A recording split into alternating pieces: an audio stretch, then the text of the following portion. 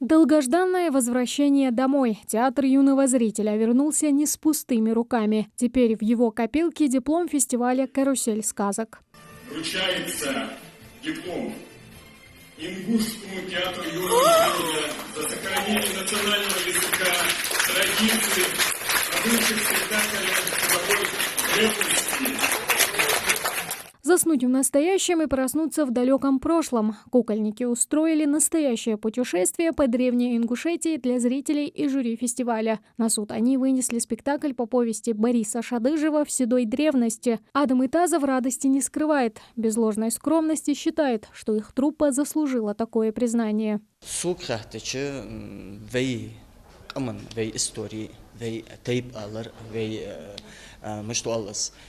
ويقدر истории медиз قدرك ده ديال شيء ويقمت связано حمدس ويتيباج دو تر قدر تحتاج جدا دخان زي نتصنعنا شوقي دو خر قدر ويموت لوربر از دريجي استند خيتا اشعاق تيس بينبر خصخيتا بر اشعاق بركل يالر صرتو. Азамат Салоев – единственный актер живого плана в спектакле. Говорит, что задача, стоящая перед ним в постановке, была непростой, но интересной. В этом спектакле было несколько ролей. Я был и рассказчик, я был и один из старейшин рода, одного из, которые были в спектакле.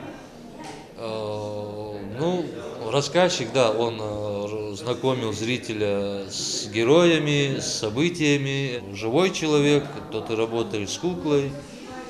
Ну, это довольно сложно, но я думаю, я справился. Международный фестиваль «Карусель сказок» проходил с 10 по 16 октября в Чебоксарах. За звание лучших соревновались 19 коллективов из 13 регионов России и зарубежья. Также в рамках этого фестиваля проходил еще один, не менее важный. Для детей с ОВЗ образовательный фестиваль-форум «Одинаковыми быть нам не обязательно».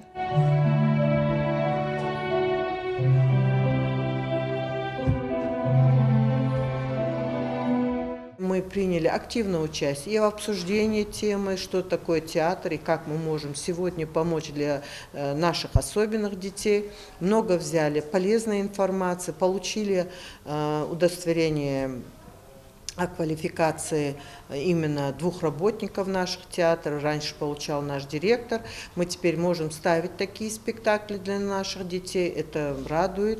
Это уже 2-й и 3-й выездной фестивали для ингушских артистов кукольного жанра. В планах у театра юного зрителя подготовить новую постановку для детей с ограниченными возможностями здоровья. Мы разработали программу. Дело в том, что чтобы поставить такой спектакль для наших особенных детей именно в республике, необходимо затратить свои определенные средства. Это надо приглашать режиссеров, это надо художников, которые знают эту работу, умеют ее делать. Ингушский театр кукол – один из самых известных в республике. Зрители не только дети, но и взрослые. Уходят с улыбкой и возвращаются вновь. Секрет прост. Спектакль должен проникать в душу. Тамара Хашагульгова, Магомед Дидигов, Новости 24.